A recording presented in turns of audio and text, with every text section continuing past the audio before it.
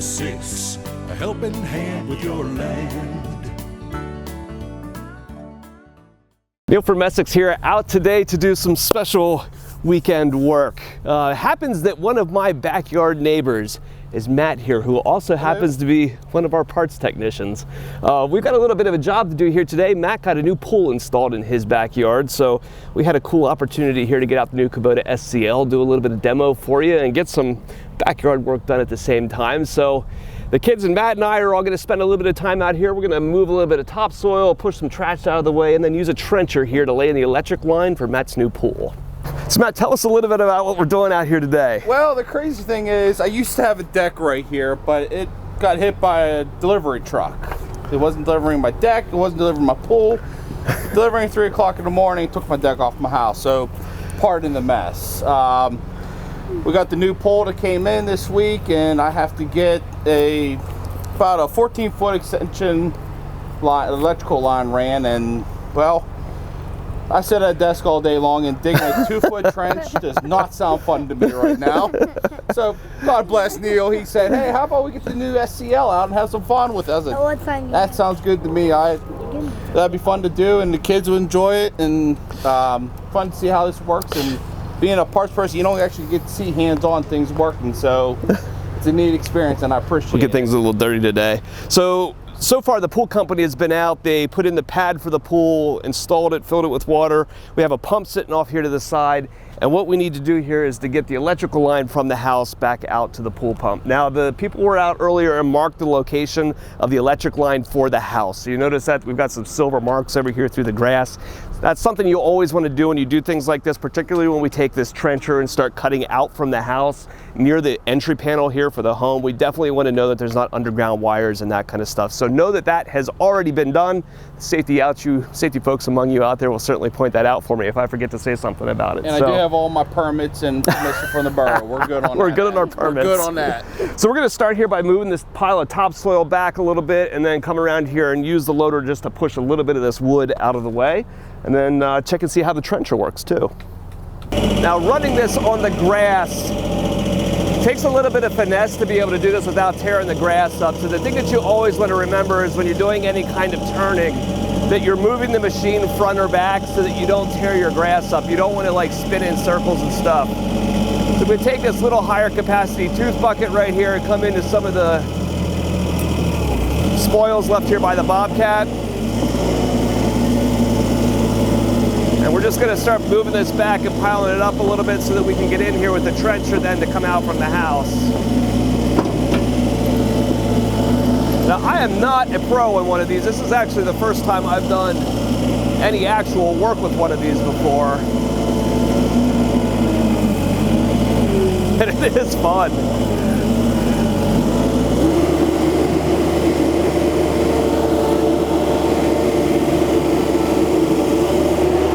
Is powerful. Now one thing you'd want to watch when you're making your bucket selections for a machine like this is having a bucket that has a little bit longer floor to it so that you can see your cutting edge.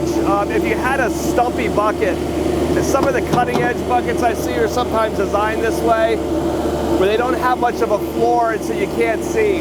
Matt behind me here was saying earlier when he was running this around a little bit that he was having trouble getting his bucket level. He's quite a bit shorter than I am. Now I can see up over this just fine. I can tell where my teeth are and I can see level, but if you were looking for one of these for a smaller operator, or you had a less experienced person that has a harder time gauging where level is for that bucket, a longer floor bucket would help. Now that's going to hurt your breakout force too.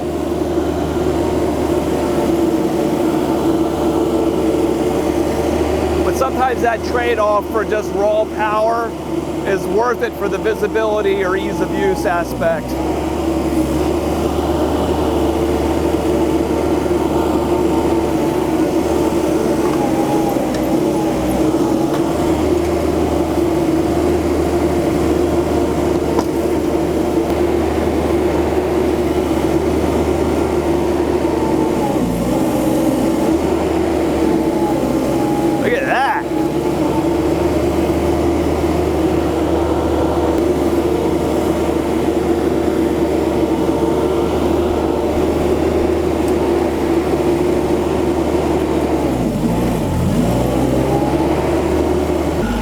mounting plate on these is a little different than what you might be used to. This is called a CCI, or Common Industry Interface. Kind of works a little like a skid steer coupler with pins that drop down through the bottom of the bucket, but doesn't have the two handles on it. There is another type of coupler that looks like a mini skid steer coupler for these, but this is the more common CCI. So we just pull those pins out and then we roll right out of our bucket, and we're going to back over here and hook up to the trencher. Look out! Now you're going to notice this has two flat face couplers up here on the front for hydraulic attachments like this, and a little hose guard down here on the side. So we just loop these two hoses through here and then pop these into our flat face couplers up here at the top.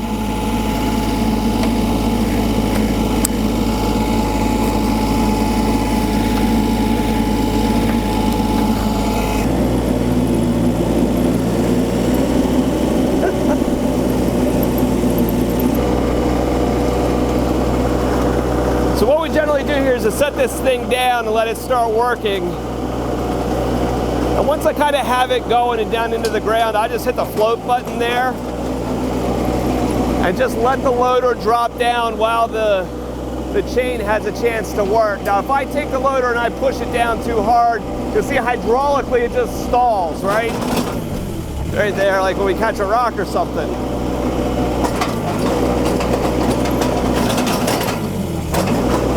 And these things are made to do this kind of stuff, to catch the rocks and that kind of stuff that you're inevitably going to find when doing this kind of thing. You can see it's bringing some good chunks up.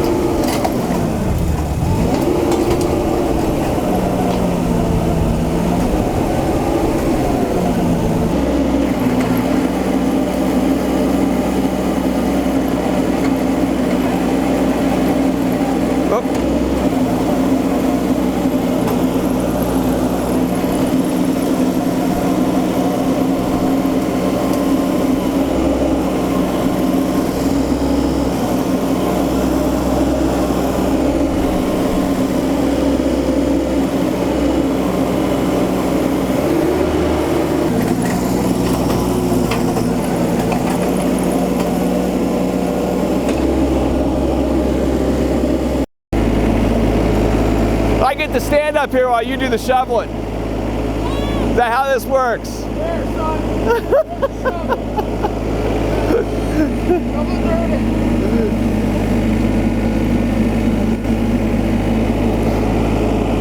Teaching lifelong skills here, Jacob.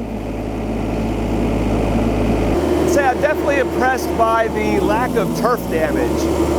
Even when I'm sliding back and forth here from what I'm used to in a tractor, when you're in four-wheel drive and pushing into a pile of dirt,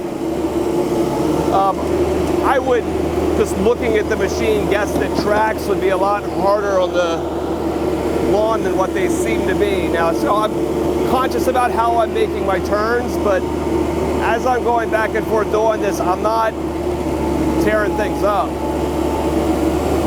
I'm not spinning my wheels when I push into the bottom of that pile of dirt, which is pretty cool.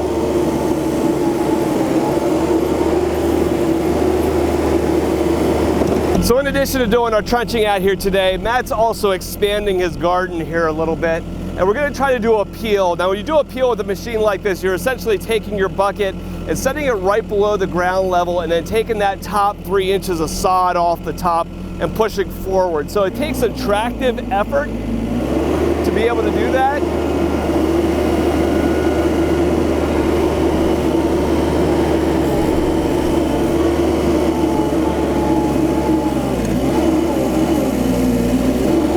I got a little deep there, but look at this thing push.